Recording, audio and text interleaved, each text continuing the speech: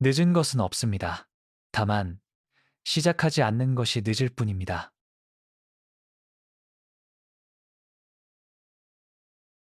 조선 중기 한양에서 멀지 않은 작은 마을에 한 목수가 살고 있었습니다. 그의 이름은 이창수였습니다. 마흔이 넘은 나이에도 여전히 대패질을 하며 살아가는 평범한 장인이었죠. 아버지로부터 물려받은 기술로 집을 짓고 가구를 만들며 가족을 부양하고 있었습니다. 어느 가을날 창수는 작업장에서 낡은 장롱을 수리하고 있었습니다. 그때 한 승려가 작업장 앞을 지나가다 멈춰 섰습니다. 회색 장삼을 입은 중년의 승려였는데 얼굴에는 깊은 지혜가 서려 있었습니다. 시주, 이 근처에 목수 이한철 어르신이 사셨던 집이 어디인지 아시는지요? 스님, 이한철이라면 제 아버님이십니다만 작년 겨울에 돌아가셨습니다. 승려의 얼굴에 깊은 애석함이 스쳤습니다. 그러하십니까? 안타깝습니다. 소승은 금강산 표운사에서 온 승려입니다. 10년 전 한양으로 가는 길에 이 마을에 들렀다가 어르신을 뵌 적이 있었지요. 아버님을 아시는 분이셨습니까? 제가 차라도 한 잔 대접하겠습니다. 안으로 드시지요. 창수는 승려를 집 안으로 모셨습니다. 소박하지만 깨끗한 사랑채에서 차를 내왔습니다. 당신이 그 어르신의 아드님이시군요. 어르신께서 생전에 자식 이야기를 많이 하셨습니다. 아버님께서 스님께 무슨 말씀을 하셨는지요?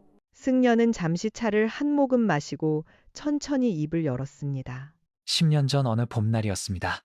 소승이 한양으로 가던 중 갑자기 비가 쏟아져 이 마을 주막에서 비를 피하게 되었지요. 그곳에서 어르신을 처음 뵈었습니다.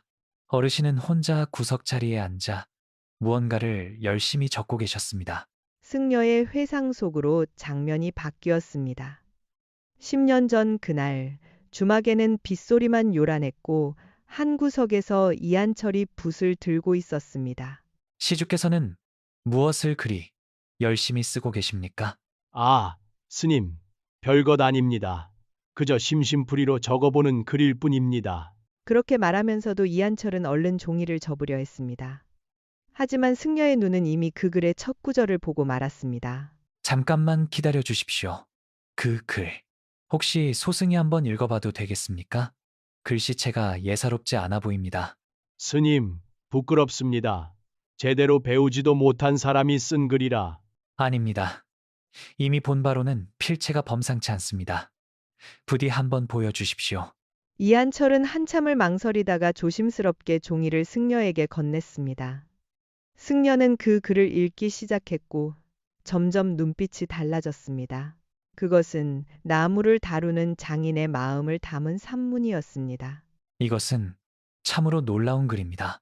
나무의 결을 읽듯 세상의 이치를 읽고 대패질하듯 마음을 다듬는다. 이런 경지의 글은 웬만한 선비도 쓰기 어렵습니다. 스님께서 과찬하십니다. 저는 그저 목수일 뿐입니다. 젊은 시절 과거를 준비한 적이 있었으나 가난 때문에 포기했지요. 과거를 준비하셨다니요? 그렇다면 어째서 아버지께서 돌아가시고 어린 동생들을 돌봐야 했습니다. 30이 넘어서는 아내를 맞이하고 자식을 낳았지요. 이제 붓을 잡기에는 늦었습니다. 이한철의 목소리에는 깊은 체념이 묻어났습니다. 늦은 것은 없습니다. 이 글을 쓴 손은 아직도 살아있지 않습니까? 혹시 다른 글도 있습니까? 집에 몇 편 더 있기는 합니다. 하지만 세상에 내놓을 만한 것은 아닙니다. 부디 보여주십시오. 소승의 안목으로 판단해보고 싶습니다. 다시 현재로 돌아왔습니다. 창수는 승려의 이야기를 숨죽이며 듣고 있었습니다. 그래서 아버님께서 스님을 집으로 모셨단 말씀이십니까? 그렇습니다. 어르신께서는 소승을 이 집으로 안내하셨고 낡은 괴짝에서 오래된 글들을 꺼내 보여주셨습니다. 소승은 그날 밤을 꼬박 세우며 그 글들을 읽었습니다. 그 글들이 그렇게 훌륭했습니까? 훌륭하다는 말로는 부족합니다. 어르신의 글에는 삶의 진실이 담겨 있었습니다. 대나무가 겨울을 견디는 이야기로 백성의 고난을 말하고 옹이진 나무로 인간의 결점을 감싸 안는 지혜를 설파하셨지요. 승려는 품에서 낡은 천보자기를 꺼냈습니다. 조심스럽게 풀자 그 안에서 몇 장의 누렇게 바랜 종이가 나왔습니다. 소승이 그날 어르신께 부탁드려 빌려온 글 3편입니다. 금강산에 돌아가 다른 학생들께도 보여드렸습니다. 모두가 감탄하며 이 글을 쓴 분이 누구냐고 물었지요. 아버님의 글이 그 안에 있단 말씀입니까? 창수의 손이 떨렸습니다. 아버지가 평생 몫으로 살았다는 것만 알았지 이런 재능이 있었다는 것은 전혀 몰랐던 것입니다. 소승은 약속대로 3년 뒤에 이 글을 돌려드리러 왔었습니다. 하지만 어르신께서는 그새 더 깊은 산속으로 들어가 나무를 구하러 가셨다 하여 뵙지 못했습니다. 그리고 또 몇 년이 흘러 이제야 다시 찾아왔는데 아버님께서 돌아가셨습니다. 두 사람 사이에 무거운 침묵이 흘렀습니다. 어르신께서는 소승에게 이런 말씀을 하셨습니다. 자신의 아들이 목수의 길을 잇는 것도 좋지만 만약 그 아이에게 다른 재능이 있다면 꼭 그 길을 가게 해주고 싶다고 말입니다. 아버님께서 그런 말씀을 어르신은 당신이 이루지 못한 꿈을 아들에게 강요하고 싶지 않다고 하셨습니다. 하지만 동시에 재능이 있는 사람이 그것을 묻고 사는 것만큼 안타까운 일도 없다고 하셨지요. 창수는 고개를 떨구었습니다. 문득 아버지가 밤늦게까지 촛불을 켜고 무언가를 하시던 모습이 떠올랐습니다. 제가 어렸을 때 아버님께서 밤마다 무언가를 쓰고 계셨습니다. 저는 그것이 장부를 정리하시는 줄로만 알았습니다. 아마도 글을 쓰고 계셨을 것입니다. 어르신께서는 낮에는 목수로, 밤에는 글을 쓰는 선비로 사셨던 것이지요. 승려가 자리에서 일어나며 그 낡은 종이들을 창수에게 건넸습니다. 이제 이 글들을 돌려드립니다. 당신이 아버님의 아들이시니 이것은 당신의 것입니다.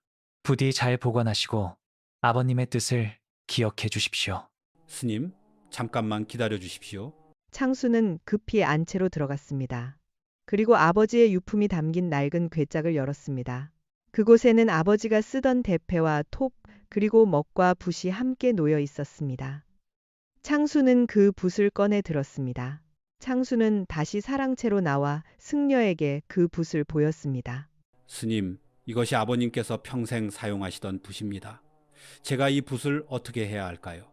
그것은 당신이 결정하실 일입니다. 하지만 소승이 감히 말씀드리자면 그 붓은 다시 글을 쓰고 싶어 할 것입니다. 저는 이미 40이 넘었습니다. 지금부터 공부를 시작한다는 것이 어르신께서도 30이 넘어 포기하셨다고 하지 않으셨습니까? 하지만 그 후로도 평생 글을 쓰셨습니다. 늦은 것은 없습니다. 다만 시작하지 않는 것이 늦을 뿐입니다. 승려의 말이 창수의 가슴을 깊이 울렸습니다. 승려가 떠난 후 창수는 아버지가 남긴 글들을 하나하나 읽기 시작했습니다. 밤이 깊어가는 줄도 몰랐습니다. 글을 읽으면서 창수는 아버지를 새롭게 알게 되었습니다. 평생 묵묵히 일만 하시던 아버지에게 이런 깊은 생각과 아름다운 문장이 있었다는 것이 놀라웠습니다. 아버님, 아버님께서는 이런 글을 쓰실 수 있으셨는데 왜 평생 몫으로만 사셨습니까? 그때 창수의 아내가 촛불을 들고 들어왔습니다. 여보, 밤이 깊었어요. 무엇을 그리 열심히 보고 계세요? 이것은 아버님께서 쓰신 글들이요. 오늘 금강산에서 온 스님께서 가져다 주셨소. 아내도 옆에 앉아 그 글들을 함께 읽었습니다. 이렇게 훌륭한 글을 아버님께서 쓰셨단 말인가요? 그렇소. 아버님께서는 젊은 시절 과거를 준비하셨다고 하오. 하지만 가난 때문에 포기하시고 목수가 되셨다오. 그렇다면 당신은 어떻게 하시려고요? 그 스님께서는 왜 이 글들을 가져오신 걸까요? 나도 모르겠소. 하지만 이 글들을 읽으며 느낀 것이 있소. 아버님께서는 평생 이루지 못한 꿈을 안고 사셨다는 것을 말이오. 당신도 그 꿈을 이루고 싶으신 건가요? 창수는 한참 동안 침묵했습니다. 그리고 천천히 고개를 끄덕였습니다. 늦었지만 해보고 싶소. 아버님께서 이루지 못하신 그 꿈을 말이오. 아버님의 이 붓으로 다시 글을 쓰고 싶소. 40이 넘은 나이에 과거 공부를 시작한다는 것이 쉬운 일은 아닐 거예요. 알고 있소. 하지만 하지 않고 후회하는 것보다는 해보고 후회하는 것이 낫지 않겠소? 아내는 남편의 손을 꽉 잡았습니다. 제가 당신을 믿겠어요. 목수일은 제가 아들과 함께 이어가겠어요. 당신은 공부에 전념하세요. 그날부터 창수의 삶이 완전히 바뀌었습니다. 새벽부터 밤늦게까지 글을 읽고 썼습니다. 아버지가 남긴 글들을 수없이 읽으며 문장의 기법을 익혔습니다. 낮에는 마을의 훈장에게 가서 가르침을 청했고 밤에는 혼자 책을 읽었습니다. 1년이 흘렀습니다. 어느 봄날 마을 훈장이 창수를 불렀습니다. 창수, 자네의 글이 많이 늘었네. 이제는 소가라도 한번 응시해보는 것이 어떻겠나? 선생님, 제가 아직 부족한 것이 많습니다. 자네는 너무 겸손하네. 자네의 나이를 생각하면 이미 놀라운 발전일세. 더욱이 자네의 글에는 삶의 무게가 실려 있어. 그것은 책으로만 배울 수 있는 것이 아니지. 창수는 훈장의 권유로 그의 가을 소과에 응시했습니다. 하지만 결과는 낙방이었습니다. 낙방 소식을 듣고 집으로 돌아온 창수는 아버지의 위패 앞에 앉았습니다. 아버님, 제가 역부족인 것 같습니다. 역시 제게는 목수의 길이 맞는 것 같습니다. 그때 창수의 눈에 아버지가 쓰신 글 한 구절이 들어왔습니다. 대나무는 한 번에 자라지 않는다. 땅 속에서 뿌리를 내리는 시간이 필요하다. 아버님께서도 이런 시간을 겪으셨겠지요. 창수는 다시 마음을 다잡았습니다. 그리고 더욱 열심히 공부했습니다. 2년이 더 흘렀습니다. 창수는 다시 소과에 응시했고 이번에는 합격했습니다. 43세 나이에 생원이 된 것입니다. 그리고 그로부터 4년 후 47의 나이에 창수는 마침내 대과에 급제했습니다. 급제 소식을 듣고 집으로 돌아온 창수는 아버지의 위패 앞에 꿇어 앉았습니다. 손에는 아버지의 낡은 붓이 들려 있었습니다. 아버님, 이 아들이 아버님의 꿈을 이루었습니다. 아버님께서 평생 잡고 싶으셨던 이 벼슬을 이제 제가 잡았습니다. 창수의 눈에서 눈물이 흘러내렸습니다. 아버님께서 이루지 못하신 꿈이었지만 아버님의 글과 아버님의 붓이 없었다면 저는 이 길을 걷지 못했을 것입니다. 이것은 제 급제가 아니라 아버님의 급제입니다. 창수는 벼슬에 나가 청렴한 관리로 이름을 날렸습니다. 그리고 임지에서 만나는 백성들을 대할 때마다 아버지의 글을 떠올렸습니다. 아버지가 쓴 글에는 백성의 삶이 담겨 있었고 그것이 창수가 관리로서 백성을 대하는 마음의 기준이 되었습니다. 몇 년 후 창수는 휴가를 얻어 고향에 돌아왔습니다. 그리고 아버지의 묘소를 찾았습니다. 묘소 옆에는 어느새 작은 소나무가 자라 있었습니다. 아버님, 제가 벼슬살이를 하며 느낀 것이 있습니다. 아버님께서는 비록 벼슬길에 나가지는 못하셨지만 그 글을 통해 이미 선비의 경지에 이르셨다는 것을 말입니다. 창수는 품에서 한 권의 책을 꺼냈습니다. 그것은 아버지가 남긴 글들을 모아 엮은 것이었습니다. 아버님의 글을 모아 책으로 만들었습니다. 제목은 목수의 선비문이라 지었습니다. 이 책이 세상에 나가 많은 사람들에게 읽히기를 바랍니다. 그날 밤 창수는 고향집 사랑채에 앉아 아버지의 붓으로 글을 썼습니다. 그 글의 마지막 구절은 이러했습니다. 아버지의 꿈은 늦었지만 그 꿈을 이어받은 아들을 통해 꽃을 피웠다. 이것이 진정한 효가 아니겠는가.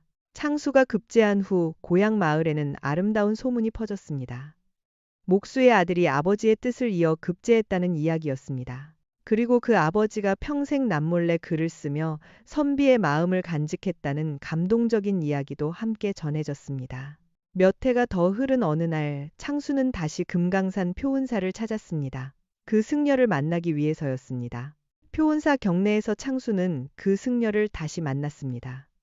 승려는 나이가 더 들었지만 여전히 온화한 미소를 띠고 있었습니다.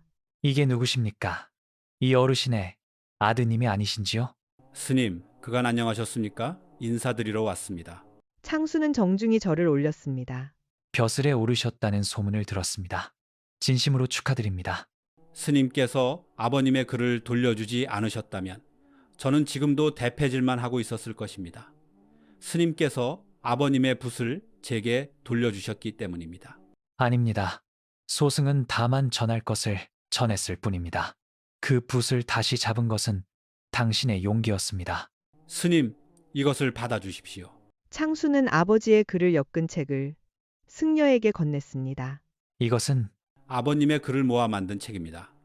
스님께서 아버님의 글을 처음 알아보셨으니 이 책의 첫 번째 독자가 되어 주십시오. 승려는 조심스럽게 책을 받아들었습니다. 그리고 천천히 책장을 넘기며 읽기 시작했습니다. 참으로 아름다운 글입니다. 이 글들이 세상에 나오게 되어 다행입니다. 아버님께서는 평생 이 글들을 세상에 내놓지 못하셨습니다. 하지만 이제 제가 대신 세상에 내놓습니다. 어르신께서 가장 기뻐하실 일입니다. 당신은 진정으로 효를 실천하신 것입니다. 창수는 표운사에서 하룻밤을 묵었습니다. 그날 밤 승려와 함께 차를 마시며 오랜 이야기를 나누었습니다. 소승이 10년 전 어르신을 만났을 때 어르신의 눈빛에서 깊은 아쉬움을 보았습니다. 그래서 그 글들을 빌려 다른 이들에게도 보여드리고 싶었지요. 그 아쉬움이 무엇이었는지 이제야 알 것 같습니다. 아버님께서는 평생 자신의 재능을 세상에 펼치지 못한 것을 아쉬워하셨던 것입니다. 하지만 어르신께서는 그 재능을 당신에게 물려주셨습니다. 단지 목수의 기술만이 아니라 글을 쓰는 마음까지 말입니다. 제가 아버님의 글을 읽으며 가장 감동받았던 것은 글 속에 담긴 마음이었습니다. 나무를 다루며 느낀 겸손함, 백성의 삶을 바라보는 따뜻한 시선, 그리고 끝까지 포기하지 않는 인내심이었습니다. 그것이 바로 어르신께서 평생 대패질을 하며 깨달으신 도입니다. 선비의 길과 장인의 길이 다르지 않다는 것을 어르신께서는 스스로 증명하신 것이지요. 이튿날 아침, 창수는 표운사를 떠나기 전 승려에게 마지막 인사를 드렸습니다. 스님, 한 가지 여쭤봐도 되겠습니까? 스님께서는 처음부터 제가 아버님의 뒤를 이어 공부할 것을 아셨던 것입니까? 아닙니다. 소승은 다만 어르신의 글이 세상에 묻히는 것이 안타까웠을 뿐입니다. 하지만 그 글을 당신에게 전하면 무언가 변화가 있을 것이라 생각했습니다. 스님의 그 작은 행동이 저의 인생을 완전히 바꿔놓았습니다. 인연이란 그런 것입니다. 작은 만남이 큰 변화를 만들어내지요. 어르신과 소승의 만남, 그리고 소승과 당신의 만남이 모두 인연이었습니다. 창수는 깊이 절을 올렸습니다. 그리고 표운사를 떠나 다시 벼슬길로 돌아갔습니다. 세월이 흘러 창수는 60이 되었습니다. 관직에서 물러난 그는 고향으로 돌아와 후학을 양성했습니다. 그리고 아버지의 글을 더 많은 사람들에게 알리는 일에 힘썼습니다. 어느 가을날 창수는 제자들에게 이런 이야기를 들려주었습니다. 내 아버지는 평생 목수로 사셨지만 마음만은 선비였습니다. 비록 벼슬길에 오르지는 못했지만 그 글 속에는 진정한 선비의 정신이 담겨 있었습니다. 제자 중 한 명이 물었습니다. 선생님께서는 아버님의 뜻을 이루신 것이 가장 큰 기쁨이셨습니까? 아니다. 가장 큰 기쁨은 아버지를 새롭게 알게 된 것이었다. 평생 함께 살았지만 알지 못했던 아버지의 마음을 그 글을 통해 알게 되었을 때 그것이 진정한 행복이었다. 창수의 이야기는 조선 후기 실록과 문집에 기록되어 전해져 내려왔습니다. 한 승려의 작은 친절이 한 가문의 운명을 바꾸고 묻혀있던 재능을 세상에 드러낸 실화였습니다. 창수가 편찬한 목수의 선비문은 후대에도 전해져 많은 사람들에게 감동을 주었습니다. 그 책의 서문에는 이런 글귀가 적혀 있었습니다. 아버지께서는 평생 나무를 다듬으셨지만 그 마음은 글을 다듬고 계셨다. 나무의 결을 따라 대패질을 하듯 세상의 이치를 따라 글을 쓰셨다. 이것이 아버지께서 보여주신 장인의 길이자 선비의 길이었다. 오늘날까지도 이 이야기는 많은 이들에게 희망의 메시지를 전하고 있습니다. 늦었다고 생각할 때가 가장 빠를 때라는 것, 그리고 부모의 꿈은 자식을 통해 이어진다는 교훈을 말입니다. 이것은 조선시대에 실제로 있었던 일을 바탕으로 한 실화입니다. 한 승려의 해안과 한 아들의 효심이 만들어낸 아름다운 이야기로 오늘날까지 우리에게 깊은 감동을 전해주고 있습니다.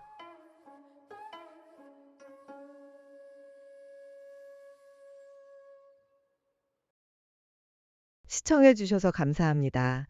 구독과 좋아요로 저희를 응원해주세요.